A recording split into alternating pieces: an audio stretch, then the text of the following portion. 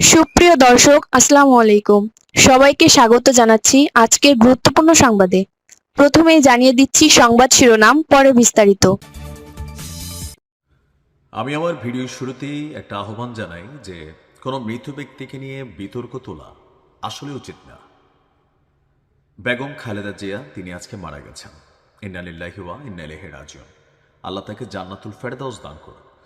তো বেগম খালেদা জিয়ার মৃত্যুর পর নব্য জামাতের কিছুটা প্রচার প্রচারণাকারী হিসাবে একসময়ের অশ্লীল কন্টেন্ট ক্রিয়েটর বনিয়ামিন সাম্প্রতিক সময়ে যে একটা বক্তব্য দিয়েছেন ওনার মৃত্যুর পর, আমার মনে হচ্ছে যে বেগম খালেদা জিয়ার মৃত্যুকে নিয়ে একটা উস্কানি দেওয়া অথবা সমাজে একটা বিভেদ ছড়ানো ছাড়া আর কিছুই না।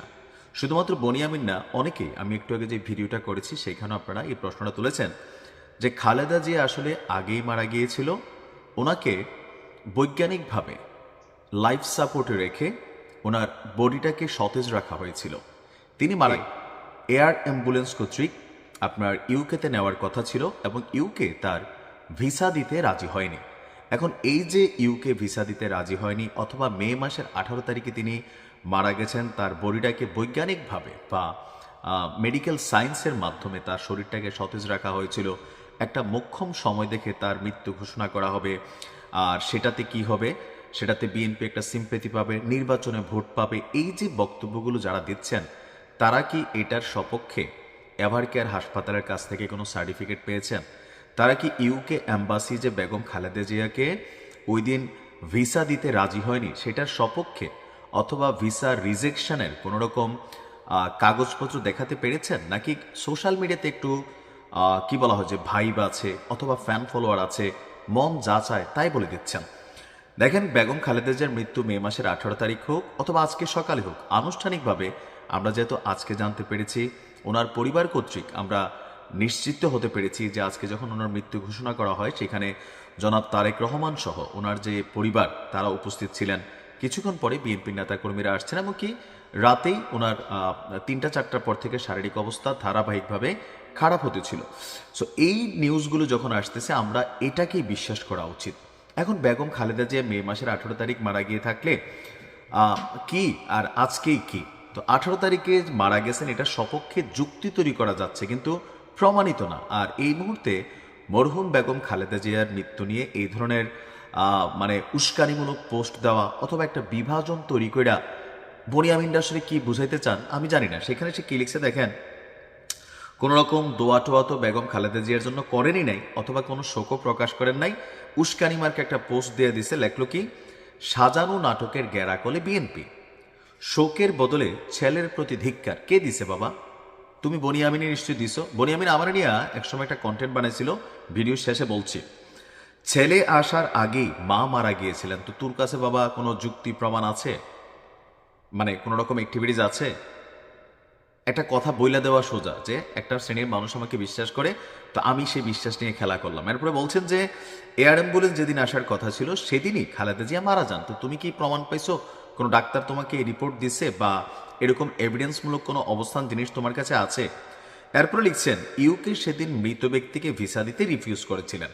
এছাড়া বেগম খালেদা জিয়াকে নিয়ে এখানে কোনো রকম মন্তব্য, কোনো রকম স্টেটাস বনিয়ামিনের নেই। এখন বনিয়ামিনরা এগুলা করে কি পায়? মজা পায়। যেহেতু বর্তমান সময়ে এক সময়ে এন্টি ইসলামিক অবস্থানে থাকা বনিয়ামিন, আলহামদুলিল্লাহ আল্লাহ তারা হেদায়েত করছে, ওই সময় বনিয়ামিনকে নিয়ে খুব কম মানুষই কথা বলতো। আমরা কথা বলছি 2018-19-এর কথা বলছি। এরপরে বনিয়ামিন করলো কি, আওয়ামী লীগ সরকারের সময় আমার নিয়ে একটা ভিডিও বানালো যে আমি সাউথ কোরিয়াতে হুন্ডি ব্যবসা করি, তারপর হচ্ছে ইসলামিক বিভিন্ন অর্গানাইজেশনের সাথে আমার সম্পর্ক, লস্করি তৈয়বা পাকিস্তানের সাথে নাকি আমার সম্পর্ক, এমনকি আমার সম্পর্কে একটা ইমিগ্রেশনের ইমেল আইডি দিয়া ফোন নাম্বার দিয়ে সে একটা ভিডিও করছিল আমার সম্পর্কে তথ্য দিতে। বেটা সারা জীবন তুলে কসলাইলে এক ফোঁটা রস বের করতে পারবো আমার বিরুদ্ধে এই ধরনের? তখন আওয়ামী লীগ সরকারের সময় একটু যে এরকম সংগঠনের সাথে নাম নিলে, পাকিস্তানের সাথে জোড়া দিলে রাষ্ট্রীয়ভাবে একটু ডিস্টারবেন্স করা যেত, ওই জায়গাটারই বনিয়ামিন সুন্দর সহজ স্বাভাবিক মিথ্যার মাধ্যমে সে প্রমাণ করতে চাইছে। একটা লোমও ফালাইতে পারছে আমার, কারণ নাই তো ভাই, ফালাবে কি? তো এই যে আমাকে নিয়ে যে তথ্যটা সে দিছে, সে যেইভাবে বলছে অনেক মানুষ বিশ্বাস করছেন, কিন্তু যারা সাউথ কোরিয়াতে আছেন তারা তো জানেন, বা সাউথ কোরিয়াতে যে বাংলাদেশ ইমিগ্রেশন আছে সেখানে আমার বিরুদ্ধে কোনো তথ্য আছে, কিন্তু বনিয়ামিনের এই কথায় অনেক মানুষ ওদিন বিশ্বাস করছিলেন। সো তার চেয়ে মিথ্যুক ধোকাবাজ ইউটিউবার বা কন্টেন্ট ক্রিয়েটার খুব কম আছে, কারণ তার নিজস্ব এই ধোকাবাজের শিকার আমি নাইম হয়েছি।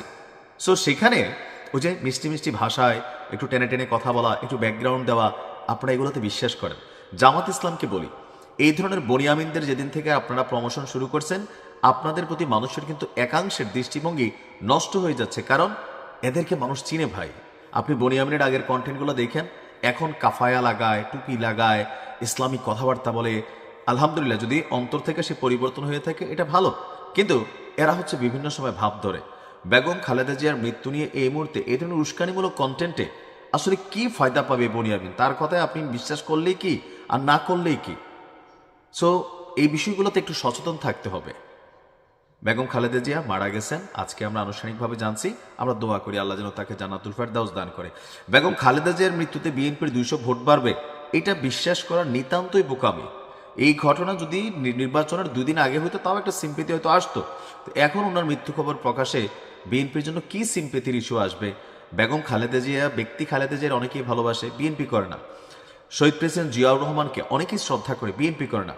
বঙ্গবন্ধু শেখ মুজিবুর রহমানকে অনেকেই ভালোবাসে, আওয়ামী লীগ করে না। শেখ হাসিনার অনেকেই ভালোবাসে, আওয়ামী লীগ করে না। এটা পয়েন্ট অফ ভিউ যে আপনি কিভাবে দেখছেন, কিন্তু ওনাদেরকে নিয়ে গুতাইয়া বিতর্ক কইরা একটা মৃত ব্যক্তিকেও এরা কিন্তু ছাড় দেয় না। সো এদের ইন্টেনশন সম্পর্কে আপনার বোঝা উচিত। বাংলাদেশ নামক রাষ্ট্রে গুতাগুতি লাগানো ছাড়া বিদেশি নাগরিকত্ব নিয়ে এদেশে এদের ইনভেস্টমেন্ট নাই। এদেশে ধান্দা করতে আসে, ব্যবসা করতে আসে, আর কন্টেন্ট বানাইয়া পয়সা টয়সা কামানোর উদ্দেশ্য।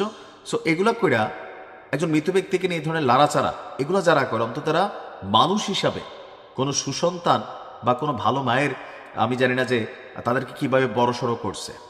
মাগুলা হয়তো ভালোই, মাদের নিয়ে কথা বলা উচিত না, কিন্তু কুসন্তান হয়েছে। সবসময় বাংলাদেশে একটা মানে লাগালাগি মেন্টালিটি এরা বিদেশ বৈশা বৈশা করে। এখানে এসে এসে আমরা যারা গান্ডু মূর্খ জিয়াফুতকুর বাঙালি আছি, আমরা ভাই এদের কথায় লাফালাফি করি।